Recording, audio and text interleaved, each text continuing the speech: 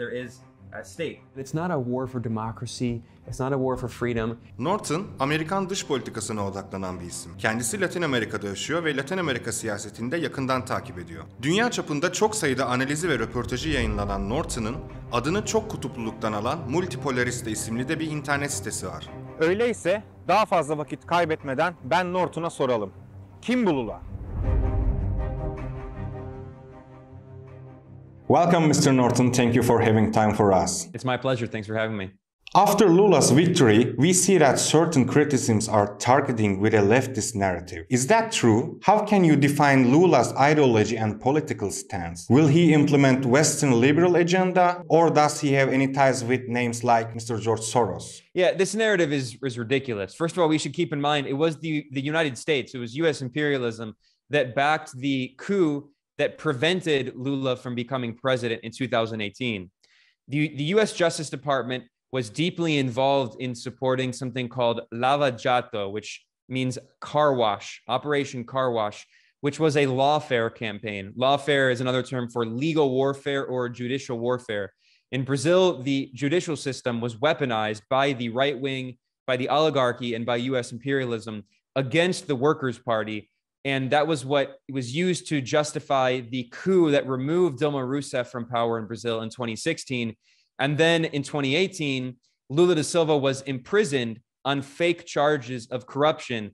And the Supreme Court in Brazil, which is very right-wing, later admitted that those charges against Lula da Silva were false, and his record was expunged, and he's now completely innocent. And the United Nations itself, a working group of legal experts, said that the imprisonment of Lula was on false grounds, and it was a politically motivated case. And that case was overseen directly by the U.S. Justice Department. And that is how Bolsonaro came to power in the first place in 2018. That is to say that Bolsonaro only came to power because of two U.S.-backed political coups. And in 2018, when Bolsonaro came to power, he had the backing of significant parts of the U.S. capitalist class, the European capitalist class, and the corporate media, including media outlets like Bloomberg, which is owned by the U.S. billionaire Michael Bloomberg, and other media outlets. There are elements of the capitalist class in Brazil who have turned against Bolsonaro because he's been so destructive for the economy. The economy has continued shrinking under him because of these brutal neoliberal capitalist policies imposed by his economic minister, Paulo Guedes, the Chicago boy. So there are parts of the Brazilian capitalist class that have come out in support of Lula, not because they support the Workers' Party, but because they see him as a lesser evil, because his time in office in Brazil, in his time, the Brazilian economy grew by 4 times. It went from around 700 billion to $2 trillion in terms of GDP. Mr. Norton, how would you describe the policies that Lula has been implemented or will implement in Brazil? So in terms of Lula's time in office, he didn't pursue a socialist agenda, but he pursued an economic nationalist agenda in which significant natural resources were nationalized by the Brazilian state. And the Brazilian state supported large state-owned companies like Petrobras, which is the largest company in Brazil, which is the oil fossil fuel giant. And those companies allowed the state to develop a significant revenue that it used to fund social programs to fight poverty and support industrialization.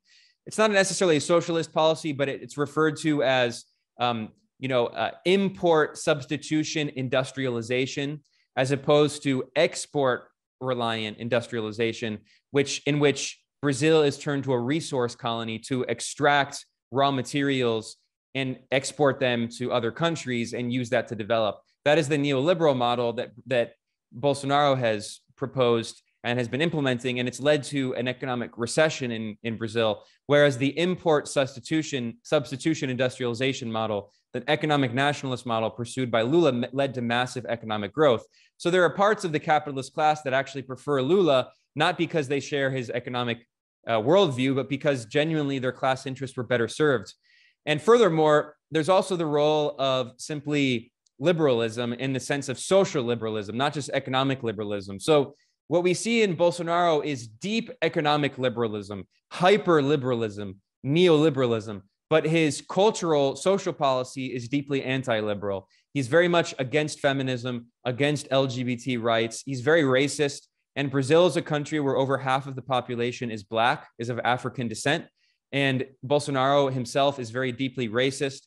So there are liberal capitalists who oppose Bolsonaro, not because of his economic policies, but because of his social policies. And this explains why there are certain NGOs that, are supportive of LGBT rights and anti-racism and feminism that are more supportive of Lula. And what about George Soros?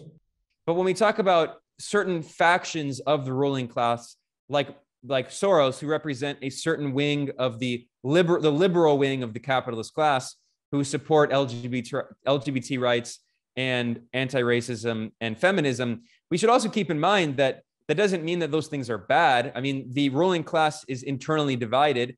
There is a more fascist wing of the ruling class, of the capitalist class, and there's a more liberal wing. And let's keep in mind that George Soros, even though I think he's a deeply destructive character in terms of the economic influence he has, because George Soros is also deeply neoliberal, but we should keep in mind that George Soros, for instance, is anti-Zionist. He's very much against Israel because Soros recognizes that apartheid Israel is a deeply fascistic regime, and he supports a form of liberal or social democratic, maybe at the best, liberalism. So just because the liberal faction of the capitalist class supports a certain policy doesn't mean that it's inherently wrong. I mean, anti-Zionism should be the policy of anti-imperialists and the left. And there are a lot of capitalist oligarchs who support Zionism. So in many ways, Soros, of course, is against the left, but there are certain issues in which the left, is in agreement. So in the case of Lula da Silva, there are certain elements of the capitalist class who support Lula, but that doesn't mean that they support him because they're supposedly leftist or that Lula is not the left.